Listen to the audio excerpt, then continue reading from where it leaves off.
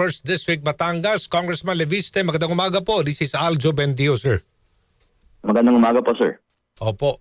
May panawagan yata kayo kay Secretary Vince Dizon ng DPWH na payagang isa publiko, listahan, ibinigay po sa inyo ng namayapang si dating Yusek Cabral na napaka-importante ito kasama sa listahan yung masangkot sa budget insertion sa buong bansa. Pero may nakausap ko kanina, isang constitutional expert, hindi na kailangan magpaalam, sir.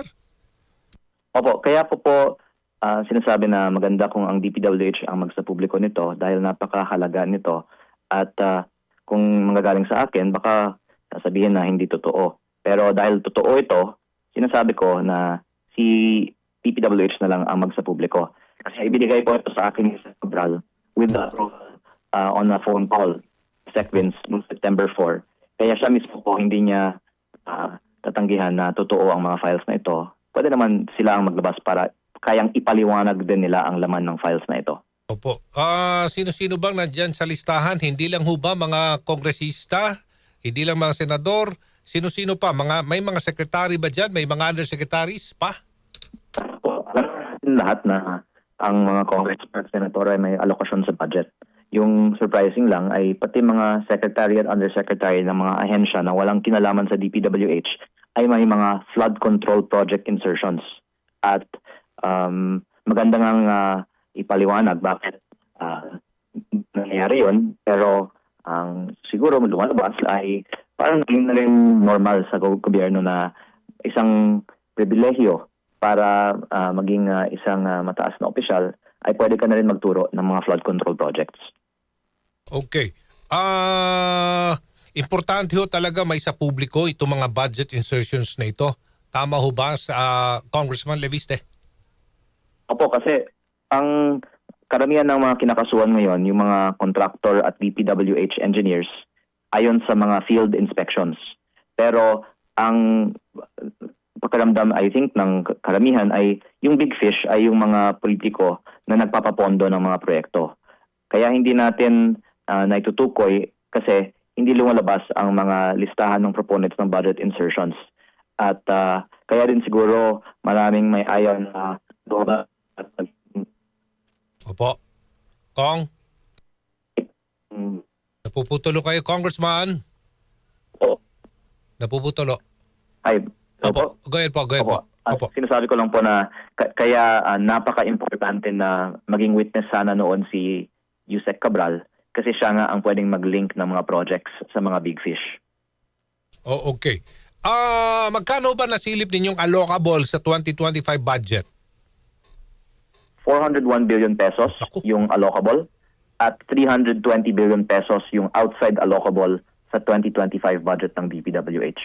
Ito ba yung allocable na parang budget insertions? Ito yung parang pork barrel? Actually, sir, yung buong 721 ay parang pork barrel. Yung word allocable ay yung para sa district congressman. Yung outside allocable naman, may mga nag-i-insert din nun na mga hindi district congressman. Kasama po dyan yung mga senators, ang extra na ibinibigay ng House leadership, at may mga miyembro nga din ng ehekutibo na nakalista sa non-allocable na 320 billion. Ito bang complete list na ito, Congressman Leviste, hindi lang ito listahan ng mga incumbent officials, maging ng Marcos Jr. administration, maging ba nung ibang nakaraang mga administrasyon? Maganda kung isa publiko ng DPWH lahat ng mga nakaraang mga budget files din. Kasi kung ako nga ang magbibigay, baka sasabihin hindi kumpleto ang picture. Pero kung si DPWH ang maglalabas, kahit as far back as they can, maganda kung maging complete yung picture.